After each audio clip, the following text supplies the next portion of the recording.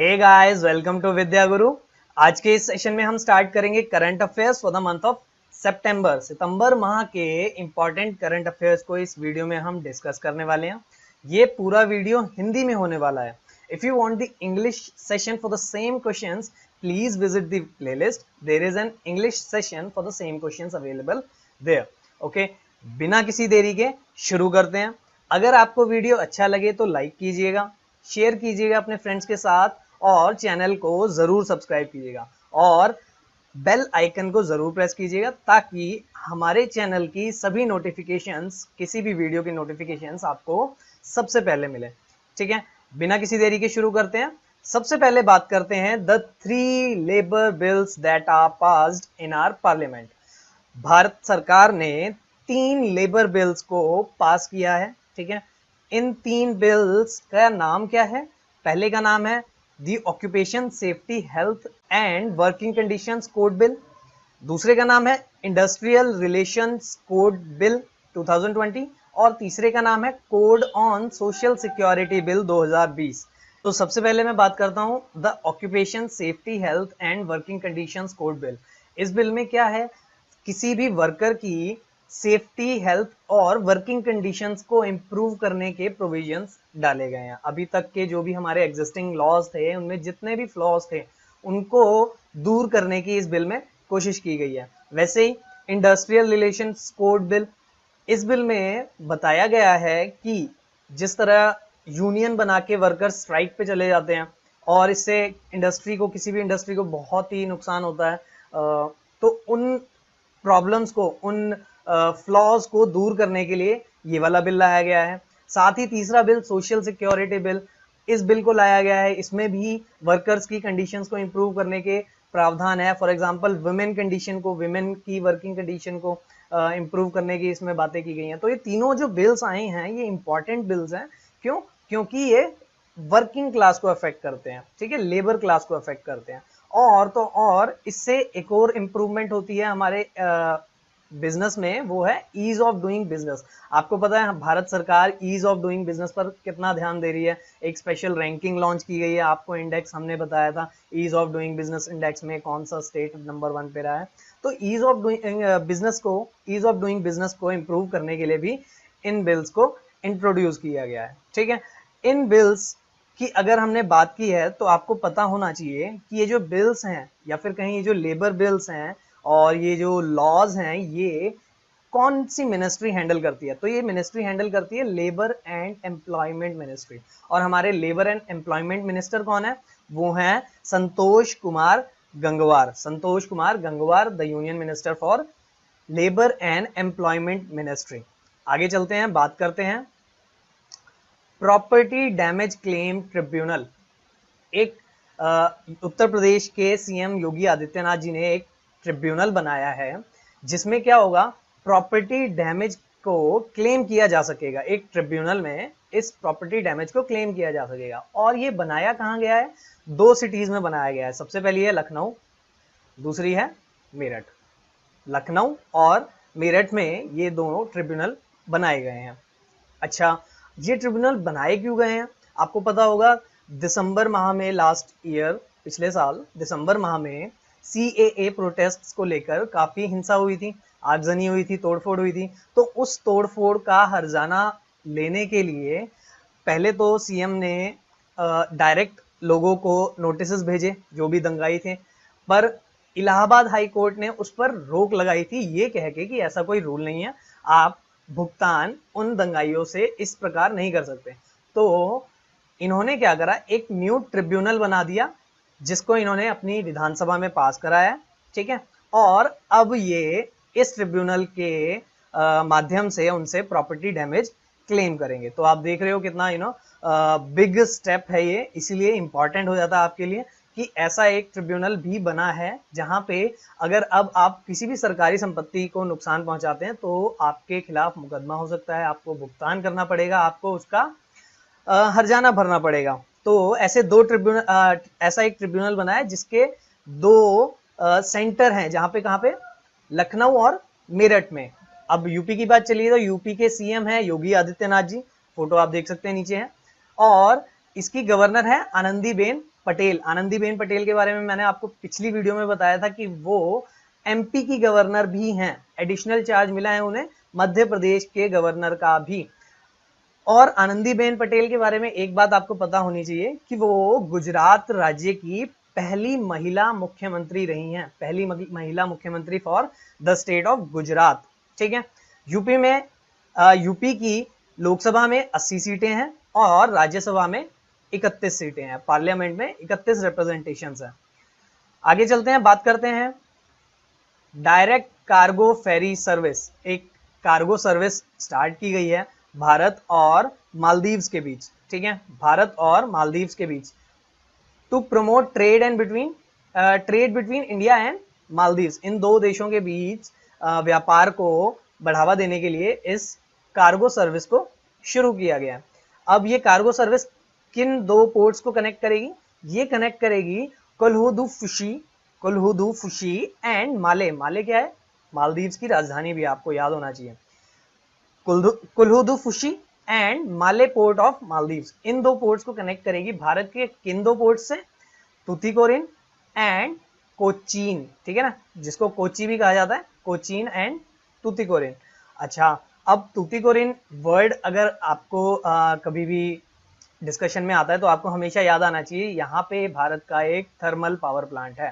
ठीक है, इसके अलावा अभी ये करंट न्यूज में भी है स्टरलाइट कॉपर प्लांट की वजह से।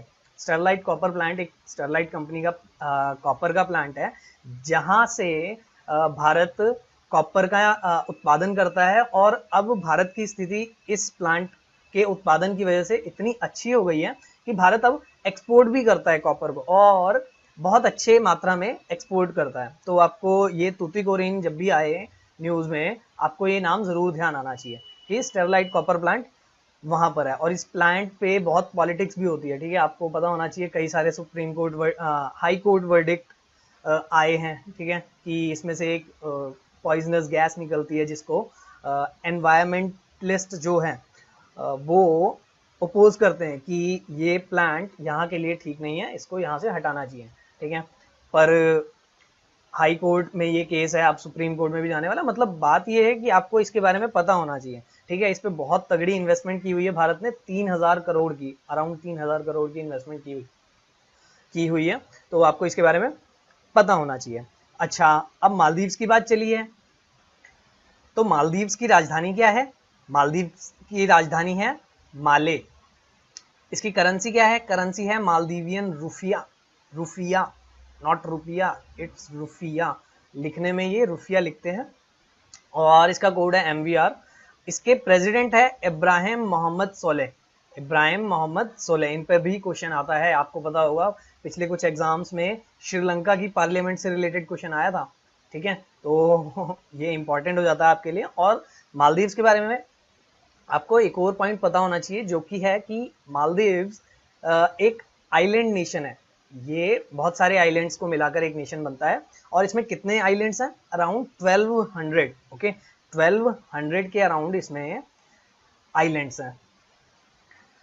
आगे चलते हैं, बात करते हैं बलराम योजना। एक बलराम योजना लॉन्च की गई है by Odisha state government. Odisha government ने एक योजना लॉन्च की है जिसका नाम है बलराम योजना, जिसके अकॉर्डिंग क्या होगा? लोन दिया जाएगा up to 1.6 lakh to landless farmers. ठीक है, फार्मर्स को ये लोन दिया जाएगा।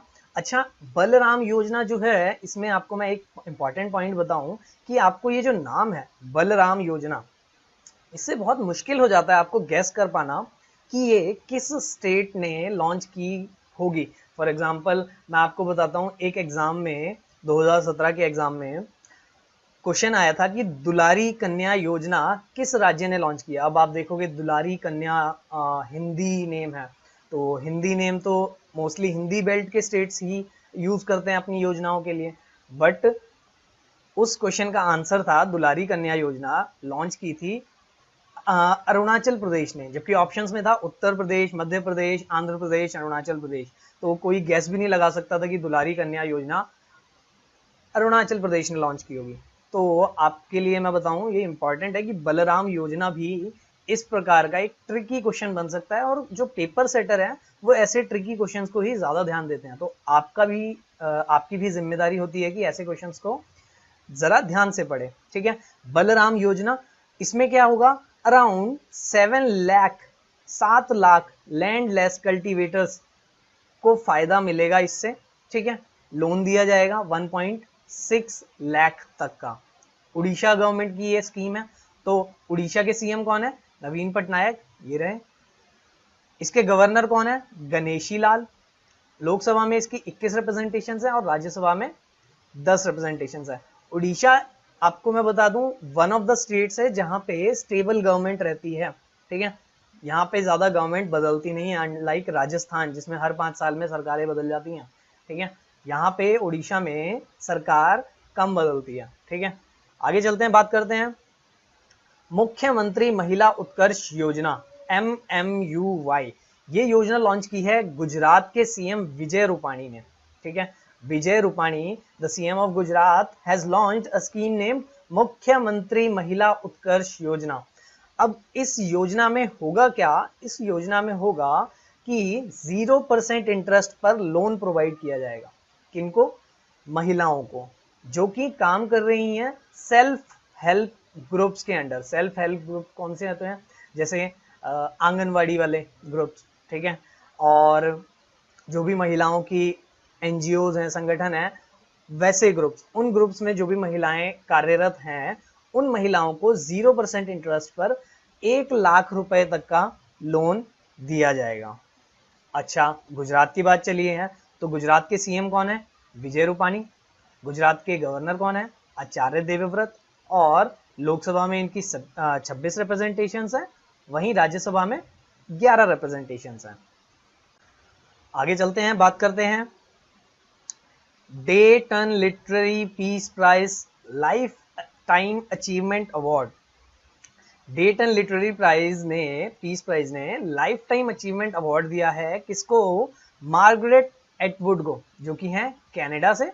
इन्होंने ये 2020 का लाइफ टाइम अचीवमेंट अवार्ड जीता है।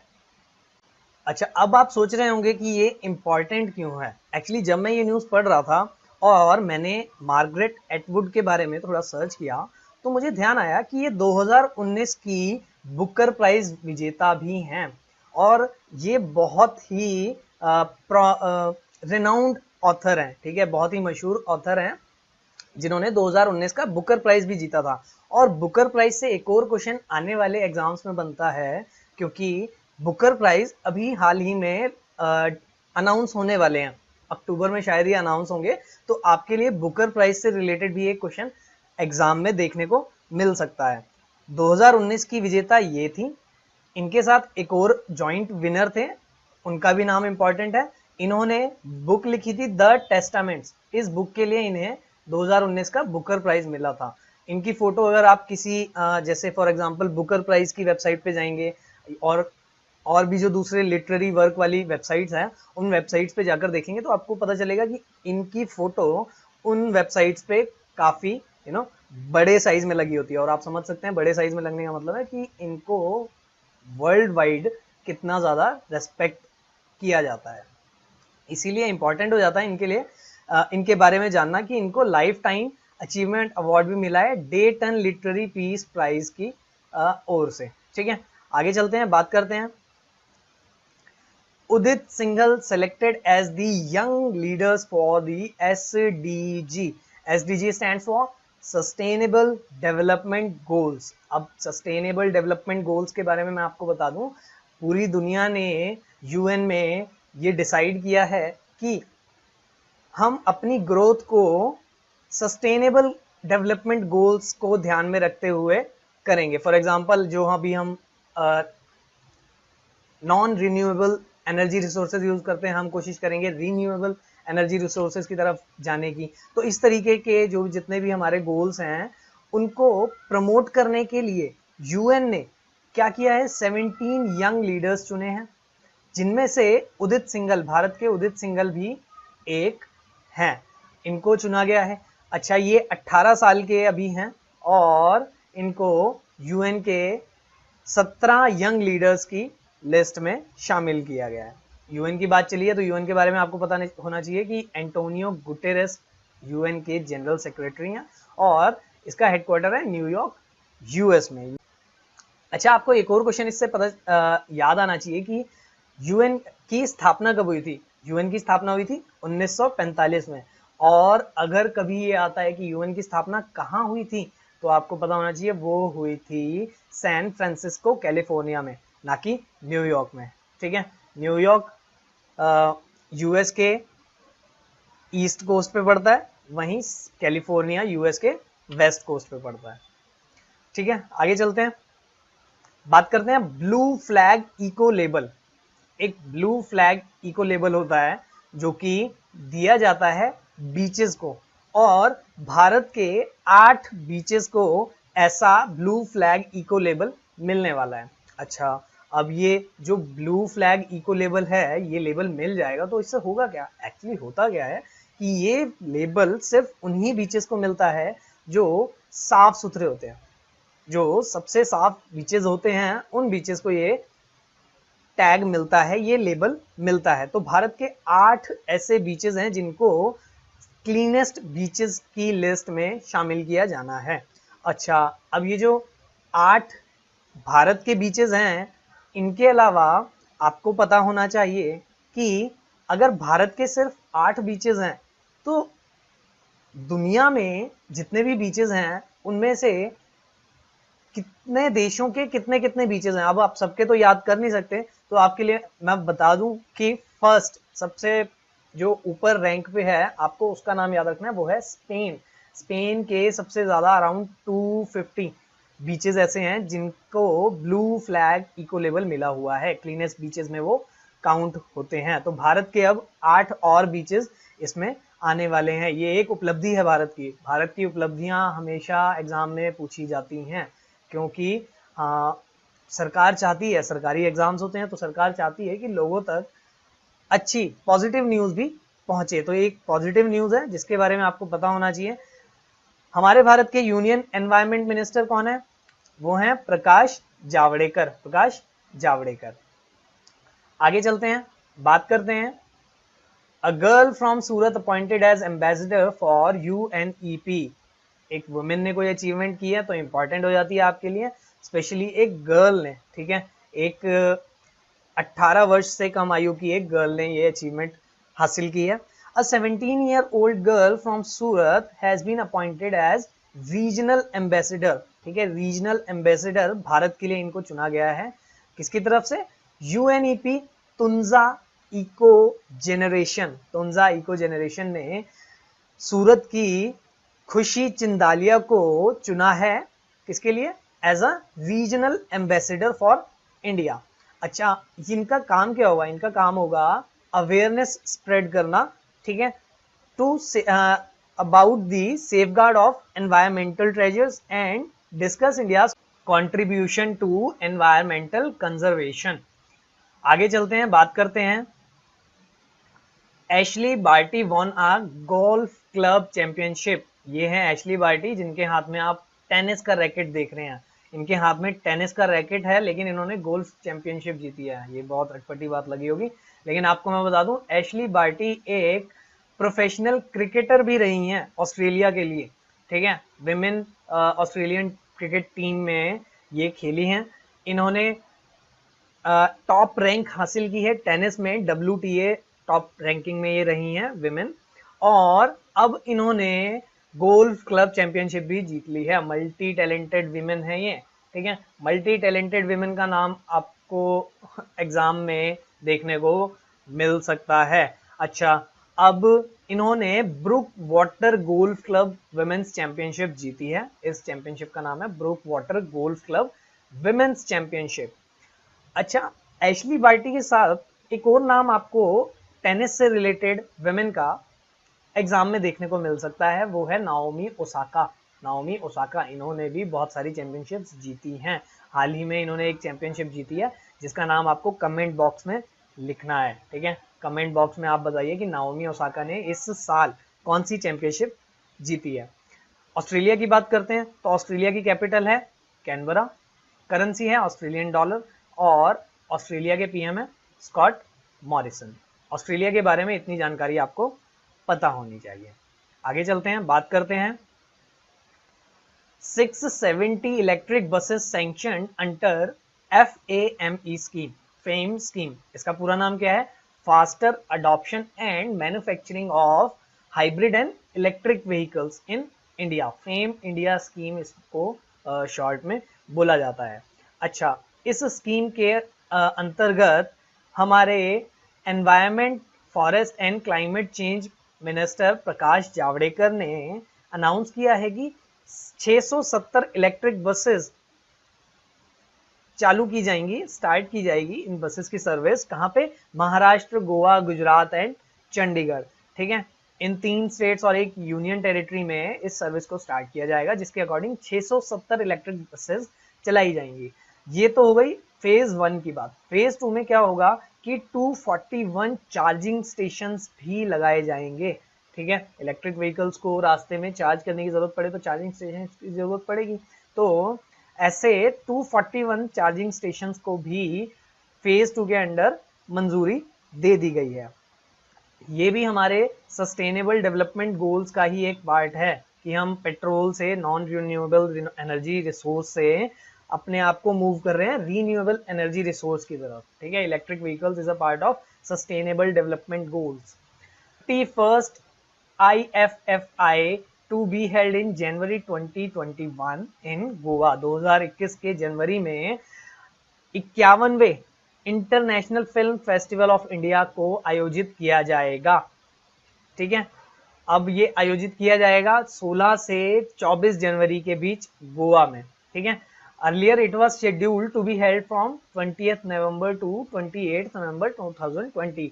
20 से 28 नवंबर के बीच इसको आयोजित किया जाना था, जिसको अब पोस्टपोन कर दिया गया है अगले साल जनवरी के लिए। IFFI अवार्ड्स बहुत इंपॉर्टेंट होते हैं, जैसे फॉर एग्जांपल कान अवार्ड्स होते हैं ना फ्रांस के। एक्चुअली स्पेलिंग उसकी होती है कान्स, CANNES, बट इसको प्रोनाउंस किया जाता है कान फिल्म फेस्टिवल भी बहुत इंपॉर्टेंट होता है। ठीक है, जैसे ऑस्कर्स होते हैं, ठीक है, और जैसे ग्रैमी अवार्ड्स होते हैं, तो वैसे ही ये भी एक international film festival of India है जो बहुत इंपॉर्टेंट है, एग्जाम में पूछा जाता है। तो ये होना है गोवा में। गोवा की बात करें तो गोवा के CM है प्रमोद सावंत और इसकी गवर्नर है प्रमोद सावंत। लोकसभा में गोवा की 2 सीट्स हैं, 2 रिप्रेजेंटेशन हैं, और राज्यसभा में 1 रिप्रेजेंटेशन है। WBTC introduces unique tram library in Kolkata. Tram trains की बात करें, ट्राम्स की, तो ये ट्राम्स भारत के सिर्फ एक शहर में चलती हैं, जो कि है कोलकाता। कोलकाता के अलावा बाकी सभी शहरों से ट्राम को 1930 से 1970 के बीच बंद कर दिया गया था। उसके जो भी रीजंस थे वो हम इस वीडियो में नहीं डिस्कस करेंगे, लेंदी हो जाएगी वीडियो। अभी के लिए हम बात करते हैं सिर्फ कोलकाता की। कोलकाता की वेस्ट बंगाल ट्रांसपोर्ट कॉरपोरेशन ने ये डिसाइड किया है कि कोलकाता की ट्राम्स में वो एक लाइब्रेरी ओपन करेंगे। ऐसी यूनिक पहली भारत की लाइब्रेरी है ये, जिसमें इंपॉर्टेंट पॉइंट है ये, जिसमें कि बुक्स, मैगजीन्स के साथ साथ आपको ऐसी बुक्स भी मिलेंगी जो कॉम्पिटिटिव एग्जाम्स में काम आती हैं, हमारे एग्जाम्स में काम आती हैं। तो इम्पॉर्टेंट हो जाता है ये। आप देखोगे अमूमन पब्लिक लाइब्रेरीज में सिर्फ आपको साहित्य मिलता है, फिक्शनल बुक्स मिलती हैं और भाषाई जो भी साहित्य हैं वो मिलते हैं। कॉम्पिटिटिव एग्जाम्स की बुक्स हमें प्राइवेट मार्केट से ही लेनी पड़ती है। तो इन्होंने क्या डिसाइड किया है वेस्ट बंगाल गवर्नमेंट ने कि इस ट्राम लाइब्रेरी में ये कॉम्पिटिटिव एग्जाम्स की भी बुक रखेंगे, जिससे कि ज़्यादा से ज़्यादा यूजर्स को वहाँ पे अट्रैक्ट किया जाए, ज़्यादा से ज़्यादा रीडर्स को अट्रैक्ट किया जाए। आपको पता होगा भारत में कितने ही ज़्यादा लोग, कितना ही ज़्यादा यूथ तैयारी कर रहा है एग्जाम्स की। किसी भी कॉम्पिटिटिव एग्जाम की बात करें, चाहे वो सिविल सर्विसेज हो, वेस्ट बंगाल सिविल सर्विसेज की भी यहाँ पे इन्होंने बुक रखने की बात कही है, GRE की, GMAT की बुक्स, SSC की बुक्स। तो ये सारे जितने भी कॉम्पिटिटिव एग्जाम्स हैं इनकी भी बुक्स ये इस लाइब्रेरी में रखेंगे, तो इम्पॉर्टेंट है हो जाता है। ठीक है, आपके लिए। अच्छा, अब वेस्ट बंगाल की बात करें तो वेस्ट बंगाल की CM कौन है? ममता बनर्जी। गवर्नर कौन है? जगदीप धनखड़। लोकसभा में वेस्ट बंगाल की 42 सीट्स हैं, मैंने आपको बताया था 42 सीट्स हैं। इस वजह से ही वेस्ट बंगाल भारत की नेशनल जो पॉलिटिक्स है उसमें इंपॉर्टेंट हो जाता है, इंपॉर्टेंट रोल प्ले करता है। इसकी राज्यसभा में 16 रिप्रेजेंटेशन है, 16 सीट्स हैं। आगे चलते हैं, बात करते हैं jail employees to wear body cameras. अभी एक पायलट प्रोजेक्ट को सैंक्शन किया है हमारे president, 14th elected president Ramnath Kovind ने। अच्छा, इन्होंने 4 ऐसे राज्यों के लिए इस पायलट प्रोजेक्ट को मंजूरी दी है, जिसमें पहला है राजस्थान, दूसरा तेलंगाना, तीसरा पंजाब और चौथा उत्तर प्रदेश। अच्छा, इसके अंडर होगा क्या कि इसमें जो भी जेल एम्प्लॉयज होते हैं उनको बॉडी कैमरास दिए जाएंगे। बॉडी कैमरास से होगा क्या कि बॉडी कैमरा से जो भी जेल के अंदर की एक्टिविटी है वो रिकॉर्ड की जाए। तो इसके लिए अभी अमाउंट ऑफ 80 लाख सैंक्शन किए गए हैं यूपी की जेल्स के लिए। ठीक है, इसमें these cameras will be helpful in detecting violent criminal acts, drug addiction, suicide and prison security related problems। ठीक है, यहाँ पे ऐसा भी होता है, ऐसे भी केसेस देखे गए हैं जिसमें कि किसी कैदी को भी जान का खतरा रहता है, तो उसको भी रिकॉर्ड ये कैमराज करेंगे। आगे चलते हैं, बात करते हैं Shivangi, first Rafale women fighter pilot. अब फर्स्ट विमेन की बात आई है तो आपके लिए ये क्वेश्चन इंपॉर्टेंट हो जाता है। शिवांगी नाम है इनका, flight lieutenant Shivangi Singh is going to become the first Rafale women fighter pilot। First Rafale women fighter pilot. Rafale Bharat में अभी हाल ही में आए थे, ठीक है, और इनको उड़ाने का अवसर मिलेगा शिवांगी को, फ्लाइट लेफ्टिनेंट शिवांगी सिंह को, जो कि वाराणसी से आती हैं और ये ज्वाइन करेंगी 17 गोल्डन एरोज स्क्वाड्रन। ठीक है, ये उनकी यूनिट का नाम है, 17 golden arrows squadron of 4.5G रफाल्स। हमने 4.5G रफाल्स लिए ना, जिनको अंबाला एयरबेस में रखा गया है, तो इन रफाल्स को अब ये शिवांगी उड़ाएंगी, पहली फाइटर पायलट बनेंगी, विमेन फाइटर पायलट रफाल के लिए। ठीक है, अच्छा, अब इसके बाद बात करते हैं, मैंने आपको बताया इंपॉर्टेंट है ये क्वेश्चन, क्यों? क्योंकि फर्स्ट विमेन है, फर्स्ट विमेन का जहां भी डिस्कशन आता है आपके लिए इंपॉर्टेंट हो जाता है। आगे चलते हैं, बात करते हैं Kerala to establish first biomedical park. Kerala में पहला बायोमेडिकल पार्क होने वाला है, एस्टैब्लिश होने वाला है। Government has plan to set up a dedicated medical device manufacturing park in Kerala soon. Government ने डिसाइड किया है ऐसा। One of the first medical device park in the country, ऐसा ये one of the first park होने वाला है। Meds park, इसका नाम है meds park, the biomedical park to be established in the life science park Thonnakkal. Thonnakkal Thiruvananthapuram में एक शहर है। अब केरला की बात चली है तो केरला के सीएम है पिनाराई विजयन, गवर्नर है आरिफ मोहम्मद खान। आरिफ मोहम्मद खान, ये इन्होंने इनकी भूमिका बहुत इंपॉर्टेंट रहती है। इन्होंने रिजाइन किया था कांग्रेस से बाबरी मस्जिद के गेट को खुलवाने को लेकर। ठीक है, तो इनका भी नाम आपको याद रहना चाहिए। लोकसभा में केरला की 20 रिप्रेजेंटेशन है और राज्यसभा में 9 रिप्रेजेंटेशन है। आगे चलते हैं, बात करते हैं वर्ल्ड्स फर्स्ट बायोनिक आई। अच्छा, ऑस्ट्रेलिया की मोनाश यूनिवर्सिटी ने एक दावा किया है कि उन्होंने एक फर्स्ट बायोनिक आई बना ली है। बायोनिक आई का क्या अर्थ है?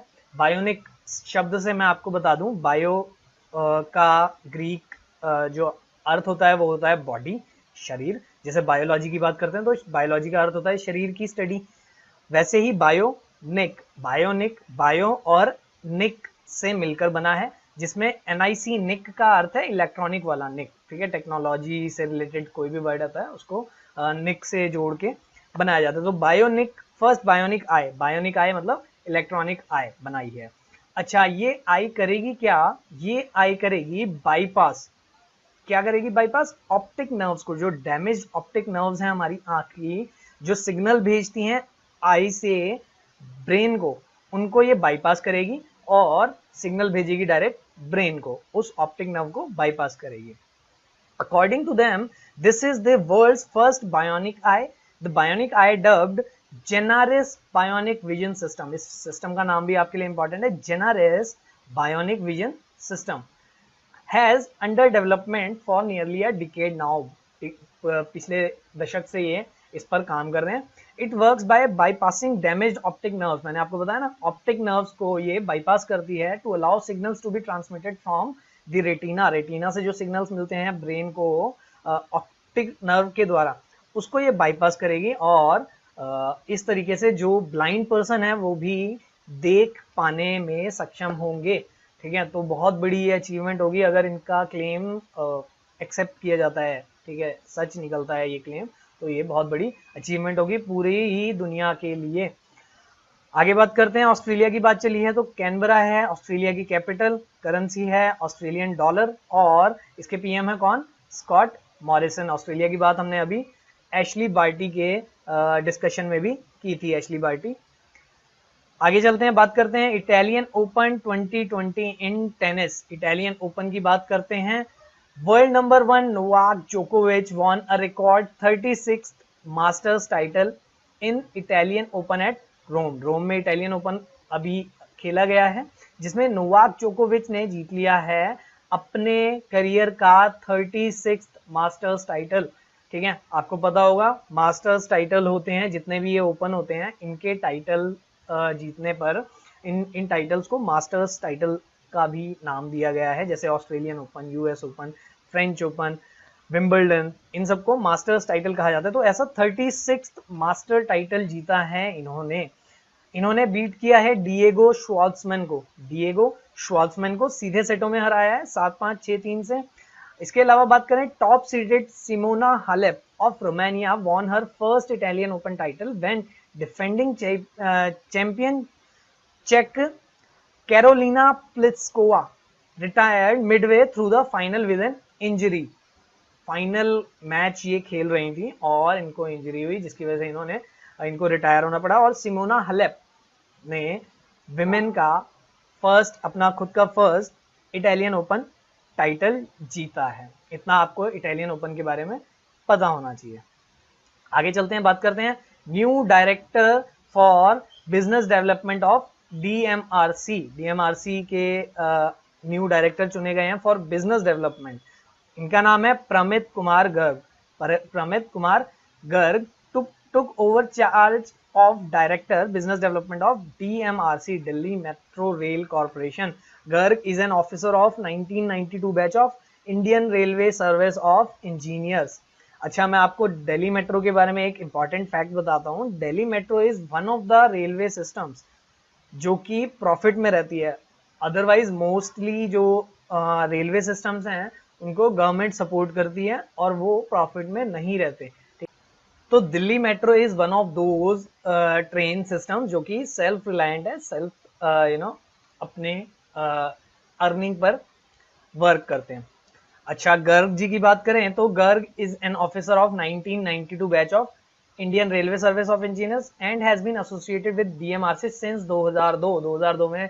आपको पता होगा डीएमआरसी की स्टार्ट हुई थी, डीएमआरसी की शुरुआत हुई थी जिसकी पहली ट्रेन कहां से कहां तक चली थी, 30 हजारी से शाहदरा तक। ये भी इंपॉर्टेंट है, जैसे आपको पूछा जाता है ना कि भारत की पहली ट्रेन कहाँ से चली थी, बंबई से ठाणे हम बोलते हैं 1953 में, वैसे ही मेट्रो के बारे में अगर क्वेश्चन आए तो भारत की पहली मेट्रो ट्रेन डीएमआरसी कहाँ से कहाँ तक चली थी, 30 हजारी से शाहदरा तक 2002 में। He is a civil engineer from the university of Roorkee जिसको अब आईआईटी रुड़की भी कहा जाता है and he has a post graduate from IIT Delhi. तो इतनी बातें आपको इनके बारे में पता होनी चाहिए। इसके अलावा हम बात करते हैं, आते हैं लास्ट टॉपिक पर of the session which is important days. यहाँ पे मैंने आपको सारे इंपॉर्टेंट डेज की एक लिस्ट दी है। ठीक है, इसमें आप देख सकते हैं 2 तारीख से लेकर 30 तारीख तक जितने भी इंपॉर्टेंट डेज हैं नेशनल इंटरनेशनल सभी को मैंने इसमें इंक्लूड किया है। आपको ये सभी डेज याद रखने हैं, इनको बार बार रिवाइज कीजिए, बार बार इनको पढ़िए ताकि आपको ये याद रहे। एग्जाम्स में बहुत पूछे जाते हैं। इन डेज की थीम्स भी आपको याद रखनी है, जिस भी डे की थीम है उसको भी याद रखना है। तो आज की वीडियो में इतना ही। आशा करता हूँ आपको ये सेशन अच्छा लगा होगा। अगर सेशन अच्छा लगा है तो लाइक कीजिएगा, अपने फ्रेंड्स के साथ शेयर कीजिएगा और सब्सक्राइब कीजिएगा चैनल विद्या गुरु को ताकि आपको हमारे इसी तरीके की वीडियोस मिलती रहें। बेल आइकन प्रेस कीजिएगा ताकि वीडियोस की नोटिफिकेशन आपको मिलती रहे। ठीक है, मिलते हैं आपसे नेक्स्ट सेशन में, तब तक के लिए बाय बाय, थैंक यू।